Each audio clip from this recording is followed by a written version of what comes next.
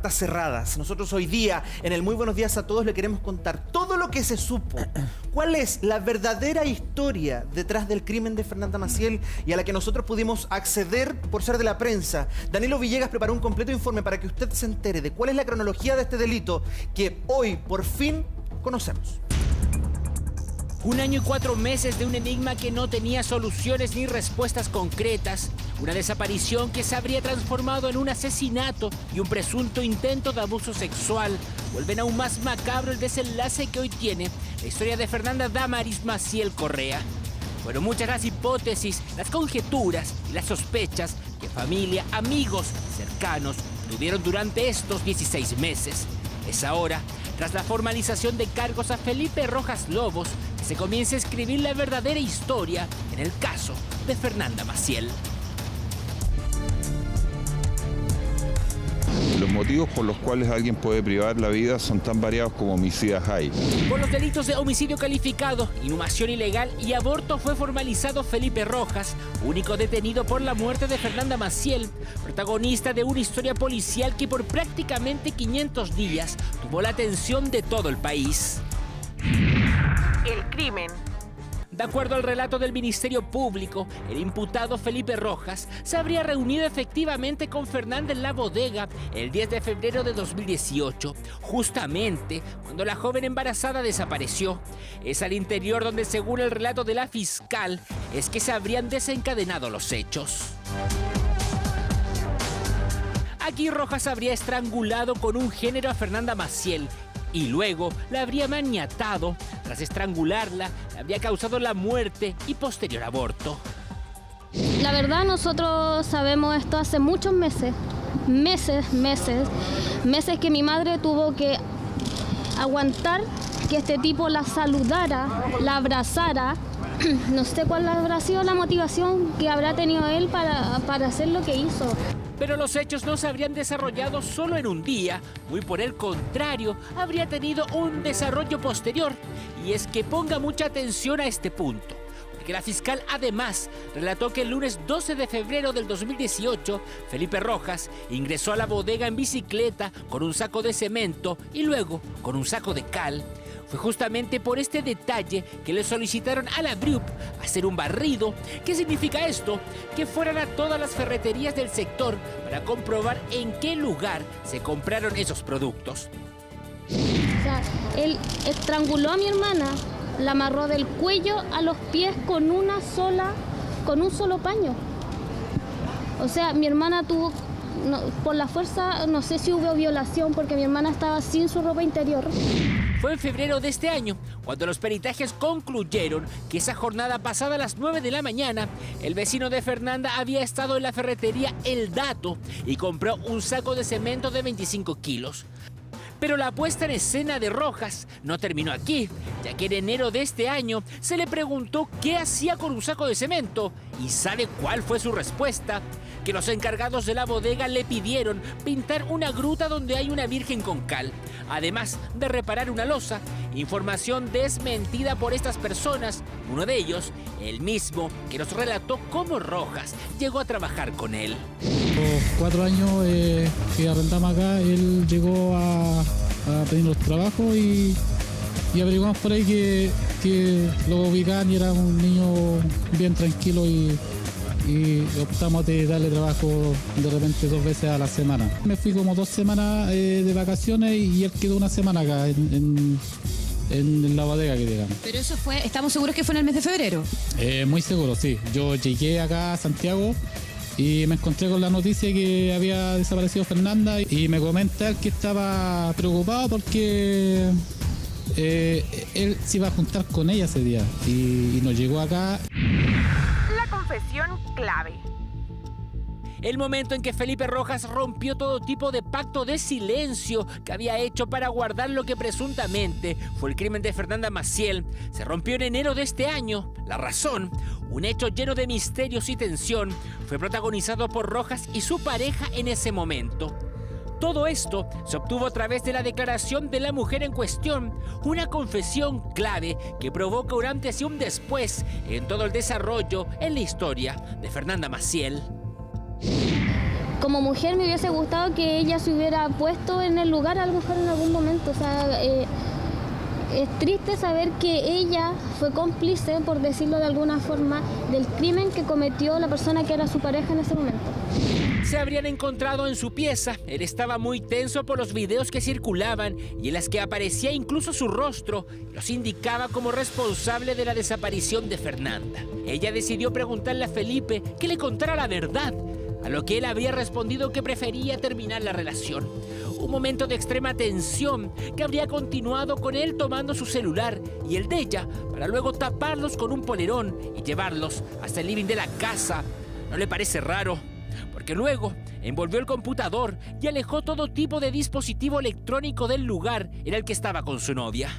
Tras cerrar ventanas, le confesó en apenas un susurro que sí se había reunido con Fernanda el día de su desaparición. Rojas, entre llantos, rompió el silencio de meses y dijo que Fernanda estaba muerta. Le contó que Fernanda se había resbalado, golpeándose en la cabeza, al parecer con una silla o una mesa, que luego se desmayó y cuando intentó levantarla empezó a convulsionar. La duda es evidente y así lo preguntó también la exnovia. ¿Por qué no pidió ayuda? Rojas había indicado que estaba muy volado y tomó malas decisiones. Por todo esto, la enterró en la bodega. Desde el punto de vista jurídico, lo que nos interesa es que frente al tribunal quedó acreditado en este estadio procesal, que digamos que es temporal, que el imputado dio muerte con alevosía a la víctima y por lo tanto estamos en un homicidio calificado. Lejos de terminar aquí la historia, también se informó que Felipe Rojas formateó el celular de la víctima y luego lo vendió en un persa de zapadores en la comuna de Conchalí para hacerlo desaparecer. Es decir, que no habría dejado ninguna situación al azar. En una mentira sostenida por meses, tuvo en vilo a toda una familia sin entender qué había pasado con su hija y hermana. La teoría de la droga. El relato del Ministerio Público también fue en el sentido de la presencia de una teoría relacionada con la droga. En ese sentido, y según lo que los entes investigadores indicaron, Constanza y Tamara, hermana y amiga de Fernanda respectivamente, dijeron que la joven desaparecida por ese entonces había sido contactada por una organización criminal para que guardara 200,000 pesos de droga. Sí, tal como está escuchando. Esto nos retrotrae a la primera declaración que entregó Felipe Rojas, en la que confirmó que conocía a un narcotraficante reconocido en la comuna y que tenían en común con Fernanda. Sí, conozco al Fufu, un conocido traficante de la comuna, el que me presentó Fernanda, al cual hace un año aproximadamente le comprábamos marihuana. Lo cierto es que se intentó verificar que Fernanda pudo desaparecer por algo vinculado a esta teoría planteada por hermana y amiga, pero las investigaciones determinaron que todo esto nada tenía que ver con el proceso, por lo que se descartó de plano. Las cámaras de seguridad. Volviendo al día en que desaparece Fernanda Maciel, nos dirigimos a la primera declaración de Felipe Rojas, en la que aseguró que no se concretó su encuentro con Fernanda el 10 de febrero de 2018, pero tras realizar un peritaje a las cámaras de seguridad, se estableció lo contrario. Ese sábado, el vecino de Fer ingresó a la bodega a las 17:17 horas y a las 17:28 lo hace la joven. Luego, hay diferentes ingresos y salidas de Felipe Rojas al recinto en cuestión. Viajamos al lunes 12 de febrero, cuando a las 8:41 horas, él entra al inmueble y sale a las 9:13. Luego, a las 9:32 se lo ve ingresando nuevamente con un saco de cemento para volver a salir a las 9:56. Ejercicio que se repite una y otra vez, cuando vuelve a ingresar pasada las 10 de la mañana y minutos más tarde barre la entrada del garage. Luego, pasado el mediodía, sale y vuelve a entrar a las 14:28. Nuevamente sale pasada las 2:30. Más tarde, aproximadamente 5 para las 3, ingresa otra vez con un saco de cal. A las 16:18 Felipe sale por última vez durante ese día. Según el encargado de la bodega, el joven había pedido permiso para ausentarse de su trabajo el 12 de febrero para salir a buscar a su amiga. Precisamente esa jornada realizó todo el procedimiento que recién le contamos Y como para despistar más aún cualquier tipo de responsabilidad, 2 días después, el 14 de febrero, llamó a las personas encargadas de la bodega para decirles que no trabajaría más con ellos, pues había encontrado otro empleo cerca de su instituto. Y si aparece otra persona que aparece saliendo de la bodega, porque hay un video que refleja eso, sería muy coincidente que saliera justo el vecino a la misma hora, uno para cada lado, no sé. Hay que revisar muy bien eso, son una de las diligencias que vamos a solicitar. A pesar que pidió el día 12 de febrero libre, Felipe Rojas nunca dejó de entrar y salir de ese lugar durante esa jornada. Así se detalló en la audiencia. No sé si hubo tercero, la verdad que las pruebas dicen que actuó solo y viendo lo frío que es el tipo, de verdad no me cabe duda que a lo mejor así fue. Los pactos de mentiras. Felipe Rojas le habría pedido a 3 personas que mintieran, todos en distintos momentos. De acuerdo al testimonio de los encargados de la bodega, a ellos les pidieron que dijeran a la policía que le había entregado las llaves de la bodega solo de lunes a viernes. Hablan que Felipe se mostraba nervioso, que no era el mismo que conocían. Yo creo que el tipo no tenía cara para mirar lo que hizo. O sea, la verdad no sé de qué forma él se pudo actuar así, pero el tipo es sangre fría, o sea, no sé cómo estaba así tan tranquilo. Todos estos sucesos enmarcan la verdadera historia que habría vivido Fernanda Maciel ese 10 de febrero, dando inicio a un enigma policial que mantuvo vigencia por 1 año y 4 meses. Los detalles del hallazgo del cuerpo se deben mantener en reserva en su principal contenido. Sí, se supo que Fer estaba sin ropa interior y que existían muchos indicios de violencia. Lo hemos conversado muchas veces en las reuniones con la Fiscalía, que el cuerpo está en la bodega, habíamos pedido esta diligencia, insistimos en eso, de hecho Carlos Gutiérrez viene por esa razón, y bueno, no sé si se debe, encontrar el cadáver se debe a un azar, a una declaración generada, digamos, por la polola, o a una investigación acuciosa que haya realizado la Fiscalía. Eso lo voy a dejar, digamos, a la interpretación de cada uno. En su cuello había un trozo de tela y es esa misma prenda la que tenía amarrada sus manos. Sus ropas estaban rotas, su vestido levantado y destrozado a la altura del pecho. Pero ojo con este dato, porque sus zapatos estaban puestos, por lo que el argumento que entregaba Felipe de un supuesto resbalo y accidente no se sostendría.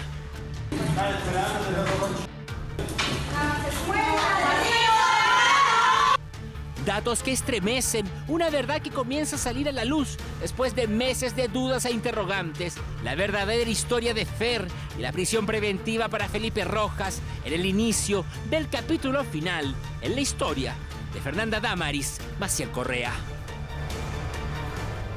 Y esta verdadera historia del caso de Fernanda Maciel con todos los detalles las conocemos gracias al testimonio clave que conocimos en el mes de junio. El 23 de junio, la polola de Felipe Rojas decide declarar y confesar ante la policía que en el mes de enero de este año Felipe le habría confesado el crimen de Fernanda Maciel, pero no un asesinato, sino que algo accidental.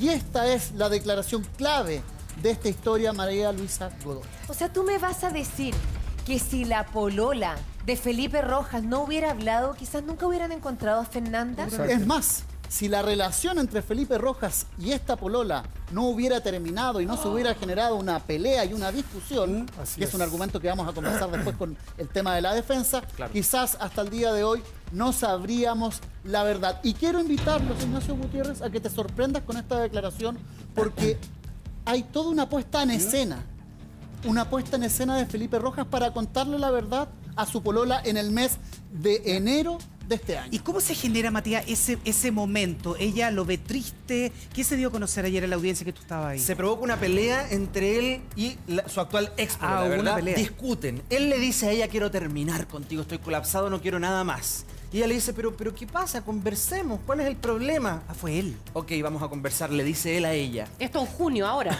No, esto fue en enero. En enero, perfecto. Ella cierra la ventana, o sea, él cierra la ventana, guarda el celular en un polerón, esconde todo, aleja el computador como perseguido. Y ahí le empieza a contar la verdad. A ver. Cuéntale. La verdad es la siguiente, Matías Vera, vamos compartiendo este diálogo porque la testigo clave dice lo siguiente a la policía.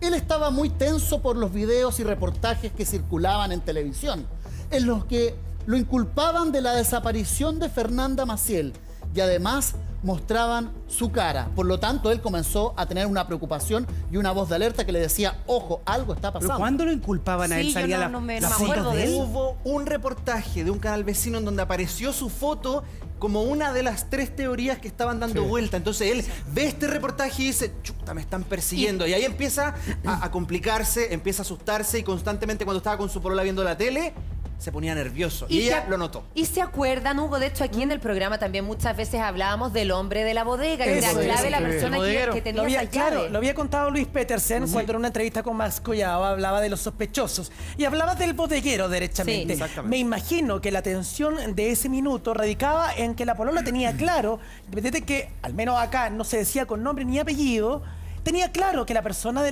la que se estaba refiriendo Luis Petersen, quien además decía era su principal sospechoso, se trataba del hombre que tenía al lado. Y además fue muy cuidadoso en hablar de este, comillas, bodeguero, porque jamás nombró que era un amigo cercano, que lo veían a diario, sino que Felipe Rojas, este bodeguero, era una persona que había llegado a reemplazar para cuidar la bodega. Esa era la única información que ellos entregaron y que habla del convencimiento, ¿o no, Francisco?, de que Luis Petersen debe haber tenido en ese momento de que él era el responsable. Exacto, a mí me tocó trabajar en ese reportaje del canal vecino y cuando empezamos a desglosar cada una de las hipótesis, ¿por qué se llega en este caso, a Felipe Rojas? Por razones muy lógicas. Uno, la última persona en verla y juntarse era Felipe Rojas. Él cayó en contradicciones y de hecho ese equipo de investigación tenía el video cuando de manera errática Felipe Rojas sale en bicicleta como coartada a dar una vuelta a la manzana sin un motivo. Habían contradicciones en las declaraciones, pero hasta ese minuto no se genera una cierta confusión. ¿Y por qué? Porque la bodega la dejan de lado y empiezan a, digamos, investigar a Luis Petersen. Claro. Se centra las pericias a la casa. Exacto. Pero ¿cuáles eran los elementos indiciarios para investigar a Petersen? Porque Petersen tenía coartada. Él estaba en el momento de la desaparición en Providencia. O sea, no habían elementos de interés criminalístico para decir, investiguemos a Petersen, revisemos su casa. Todo apuntaba a la bodega, pero por razones que desconocemos, la policía desecha esa hipótesis y empieza a ver otro tipo de arista, la del suicidio de Fernanda Maciel y la participación en este caso de Petersen. Ahora, qué desesperación, Mati, para Luis Petersen, porque él desde un comienzo decía, el culpable es el bodeguero, el punto clave es la bodega, y mientras él decía eso, lo estaban de alguna manera culpando a él o siendo uno de los principales sospechosos. Y no solamente lo estaban culpando, estaban yendo a su casa a picar el piso para buscar el cuerpo de su polola. Entonces, no era una culpabilidad que uno diría, oh, están comentando que yo soy culpable. No, fueron a mi casa, picaron el piso, removieron el radier, buscando el cuerpo de Fernanda. Entonces, además, él siempre supo que era este bodeguero. A nosotros lo identificamos en varias oportunidades como por ese nombre para resguardar la identidad y para ser responsable. Pero él decía, ojo, él hablaba tenía de 5 sospechosos y fue cerrando esto y cada vez fue sacando algunos. Pero al final dijo, es el bodeguero. Eso fue lo último que dijo. Porque dijo que tenía las llaves, porque dijo que era amigo de Fernanda y porque dijo que aparentemente había tenido contacto con ella el último día. Y se dan cuenta que este llamado bodeguero en ese entonces, hoy conocemos el nombre del imputado Felipe Rojas, ya se estaba atormentando, ya el solo, la conciencia se estaba persiguiendo. No olvidemos que la forma en cómo él relata a su polola los hechos es prácticamente una puesta en escena tapando los celulares, cubriendo con polerones los televisores. Esto la fiscalía ayer, ¿no? Esta declaración corresponde, señora, esto estaba en el mes de junio, la verdad, en este caso, el 23 de junio. Esto corresponde a lo que Felipe Rojas le dijo a su polola en el mes de enero. A raíz de toda esta situación donde él estaba muy extraño, le pregunté qué le pasaba, por qué andaba así tan pesado. Me dijo que quería terminar conmigo. Le dije que no lo hiciera, que no terminara conmigo y que me explicara qué era lo que pasara. Y a continuación viene la explicación justamente de Felipe Rojas. Dice, entonces él me pide y pongan atención, Pamela Lagos, acá es importante tu apoyo, porque esto es raro. Sí, rarísimo. Cuando Felipe Rojas decide contarle la verdad a su polola, comienza. Entonces él me pide mi celular, lo toma junto al de él y salió de su pieza y lo fue a dejar al living. Después tomó su computador, lo envolvió en un polerón y lo guardó en el closet. O sea, más perseguido imposible. Él pensaba que lo podían estar rastreando, podía el celular estar escuchando, que lo espiaban. Claro, su nivel de paranoia. Cuando relataban esto, el testimonio de su expolola, ¿no? Su expolola. ¿Él qué hacía en ese momento? Felipe tuvo una actitud súper especial durante toda la audiencia, pero cuando empezaron a relatar el testimonio de la polola, algo pasó en él. Porque evidentemente él le confió todo el secreto de Fernanda solo a una persona, su polola, ex polola en este momento. Él siempre estuvo mirando a la mesa, nunca levantó la mirada, pero cuando la fiscal empezó a relatar el testimonio de su ex polola, él por unos segundos la miró y escuchó atentamente cuál era el relato que su ex le había entregado al Ministerio Público. Toda esta historia que nos está contando también Cristian Herren había sido perfectamente documentada por la Fiscalía y estaba en poder de las policías. ¿Pero algún gesto, algún nervio, algo? Nada. Sí, no, nada. Él siempre impávido. La única gran diferencia es que dejó de mirar a la mesa y empezó a mirar a la fiscal y empezó a escuchar todo lo que ella estaba relatando, porque finalmente lo que ella estaba diciendo eran las mismas palabras que él unos meses antes le había entregado a su polola y que probablemente si no hubiera ocurrido, a lo mejor hasta el día de hoy no tendríamos ni una noticia de Fernanda. Tengo entendido que él, Matías, y ustedes también lo escucharon ayer, él elige la pieza principal para contar su testimonio, pero va al living, va a las otras piezas, empieza a cerrar las ventanas, las puertas, a fijarse que no haya nadie escuchando alrededor. Sí.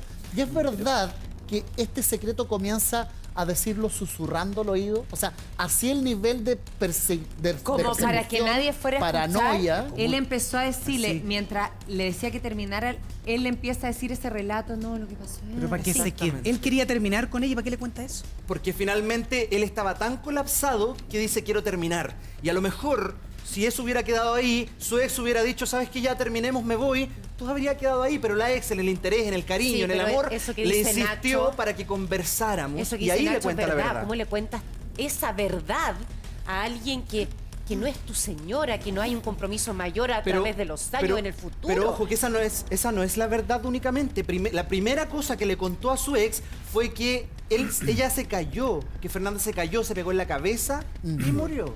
Después le cuenta esta historia que nosotros le estamos contando, que en el fondo le confiesa a su polola lo que había pasado. Claro, Francisco, eso es común para hablar de, porque vamos a describir y la Pamela ya va a explicar este personaje, el perfil psicológico, pero es común que finalmente le revelen a alguien o a alguien tan cercano como su pareja o ex, efectivamente, que fue el criminal. Sí, puede ser, pero mira, yo quiero deslizar algo y la Pamela me va a apoyar en esto. No sé si se acuerdan ustedes de Edward Snowden. Él era un técnico de la CIA, que él reveló muchos secretos respecto a cómo se espiaba a la gente. Entonces aquí voy con esto. Porque él toma los celulares, le pone al computador una manta, lo lleva afuera, porque ahí bajo esa película se podían escuchar conversaciones, ver a través de las cámaras de los computadores. ¿Y por qué te digo esto? Y me hace mucho sentido. Porque cuando a él pasa a ser sospechoso y tiene apremios de la policía, lo primero que hace es presentar un recurso de protección, que ningún ciudadano común, digamos, a no ser que tenga el conocimiento, lo hace. Segundo, cuando se produce la muerte de, en este caso, Fernanda Maciel, ¿qué es lo que hace él? Hace una preparación previa ¿para qué? Para el ocultamiento del cuerpo. No es normal que alguien tome óxido de calcio, en este caso... Como que lo vio, lo leyó en algún lugar. Claro, o sea, es documentado. Por eso cuando hablaba del allanamiento a la pieza, levantar la información va a ser clave para perfilarlo a él como es. ¿Pamela? Sí, a mí me pasa que tenía un nivel de paranoia tan alto que, a ver, la paranoia conlleva mucha ansiedad. Imaginémonos, todos tenemos algún grado de paranoia. ¿Les ha pasado alguna vez que, por ejemplo, lo asaltan y uno queda como saltón? Sí. Y no fue como que alguien se le acerca en la calle y uno salta. Sí. Ya, eso porque los niveles de paranoia aumentaron. Imagínense estar con ese nivel 1 año 4 meses. Es invivible. Entonces, es tremendamente angustiante, es invivible y aparece un nivel de ansiedad súper potente, aparece mucha angustia. Entonces, en ese estado, lo que yo me imagino, empieza a aparecer una paranoia tan alta como para guardar los celulares, los computadores, qué sé yo, envolverlos, cerrar las ventanas, o sea, esta sensación de que casi que... Lo que dice aquí en la descripción, y salió de su pieza y lo fue a dejar al living en el celular. Claro. Ahí refleja la paranoia que tú hablas. Sí, aparece esta ideación porque uno empieza a perder incluso el sentido de realidad. ¿Qué quiere decir eso? No es que uno vea cosas, no pierde el juicio de realidad, pierde el sentido de realidad. ¿Qué quiere decir eso? Uno empieza a creer que puede haber, que las cosas pueden ir mucho más allá, que pueden haber micrófonos escondidos, que alguien me puede estar observando. Lo intuye acá, te puede acercar y eso es lo acá, que Pamela. hace, Mira, acá dice, después tomó su computador, lo envolvió. Esa cuestión es rara. Claro, o sea, ni siquiera lo guardó, lo envolvió en un polerón para que, y lo escondió en el por un closet. tema de sonido. Ahí es paranoia total. Ahí aparecen las paranoias completas. Insisto, cuando uno pierde el sentido de realidad... Como que lo habían hackeado. Claro, el sentido de realidad es cuando tú con tu emoción tiñes la realidad. ¿Les ha pasado, por ejemplo, que salen atrasados en la mañana y andan medio enojados y encuentran que todos los idiotas del mundo se paran adelante de ustedes? Que todos manejan lento, que todos los semáforos son rojos. Ya. Eso pasa porque es uno el que está proyectando su emoción y empieza a ver el mundo como si estuvieran todo mal. O sea, él estaba perseguido, en simples palabras. Él estaba viendo como que el mundo entero lo estaba persiguiendo. Él no tenía, me da la sensación, Pamela, con lo que estás diciendo, que no tenía ninguna intención en confesar. Lo que le iba a decir a la polola de lo que ocurrió con Fernanda Maciel era porque él confiaba que ella nunca lo iba a delatar. A mí me pasa, que ahí a mí me llama la atención. Porque si hay un quiebre emocional ¿por qué y se devela, lo develáis. Pero acá él no devela, él miente.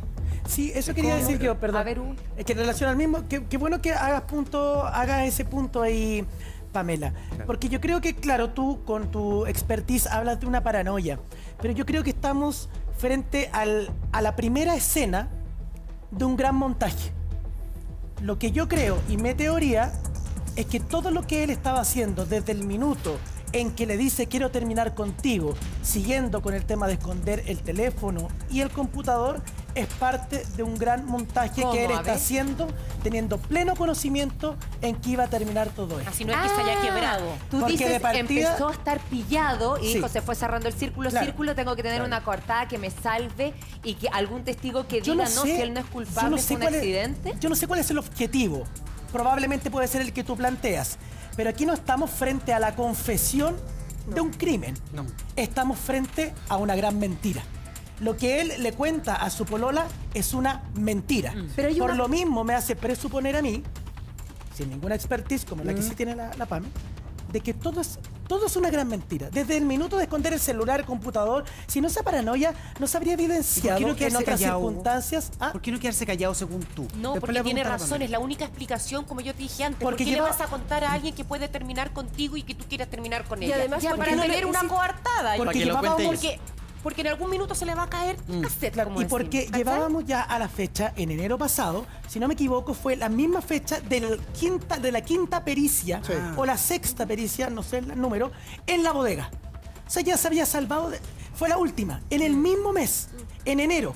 ¿Por qué elegir? Porque probablemente quizás la que venía ya iba a ser la que lo iban a pillar. Claro. No sé, estoy conjeturando. Sí, está bien. Estoy suponiendo.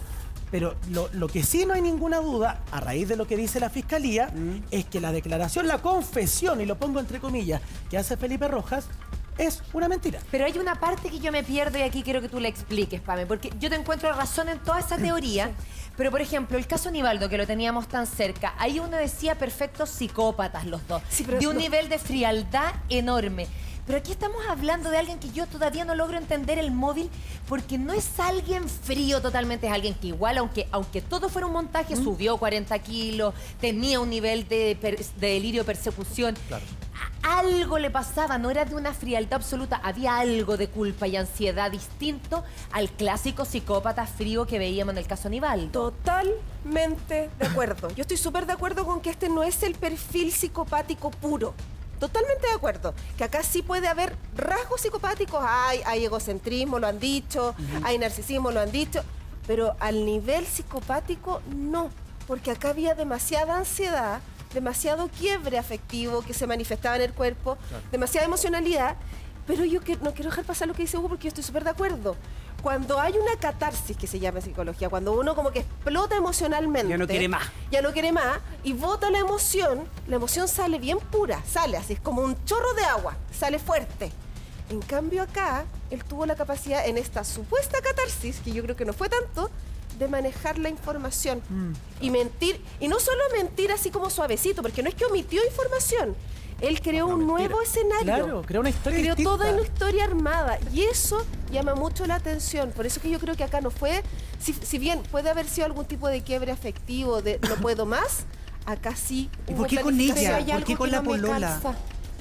Hay algo que no me ¿Qué calza cosa, porque te Marcela? encontré toda la razón, Hugo, y después pienso otra cosa. ¿Por qué si no lo habían, no habían cambiado su figura de testigo a imputado porque no encontraban un cuerpo? Ya habían investigado 6 veces la bodega, la habían periciado 6 veces. ¿Por qué inventa todo, pero al final le cuenta dónde está? A mí me da la impresión, perdón, Porque por eso se llega a eso. Entonces, mejor lo mantengo como ha estado hasta el minuto. Antes de ir a tu opinión experta. Espérate, pues llevo un año y medio con esto escondido. Ya la periciaron 6 veces la bodega.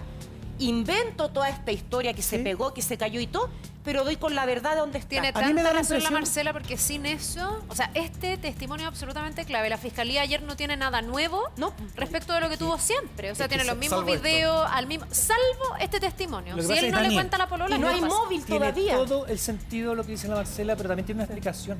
¿Cuál? A ver. Cuando él confiesa esto, como dicen todos, es una verdad a medias. No le tiro la verdad completa, le miento un poco, la verdad a medias, ¿no? Pero, a ver, ¿cómo quedaría él con esto? Tuvo un accidente. Claro. ¿Cuáles son mis delitos?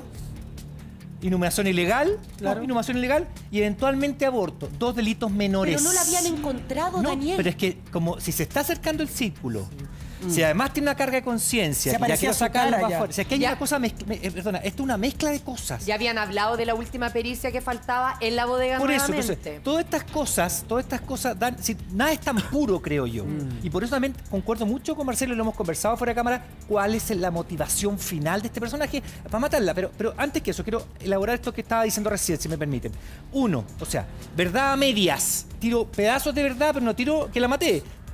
Ella se cayó. Claro. Por lo tanto, accidental. No soy Pero tan yo- malo, decía Pero él. yo no cometí un delito grave. Yo hice una inhumación ilegal. No entendía, la enterré cuando no podía. Ok, es un delito menor, no soy tonto, me doy cuenta. Un aborto en Chile, la penalización es baja. O sea, si esto se arma, pillan el cuerpo, etcétera, yo quedo con una pena baja. Y yo creo que esa va a ser su defensa de aquí en adelante. Toda la razón. Él va a sostener que hubo un accidente Toda y la su responsabilidad es haberla enterrado por miedo, porque ahí incluso por ahí dicen en el diario, es que estaba muy drogado, que no sé qué. Entonces, delito menor 1 y delito menor 2, que es el aborto, pero no el delito mayor del homicidio. Entonces hago toda esta puesta en escena, también tirándolo para afuera, preparando. ¿Quién me puede contestar?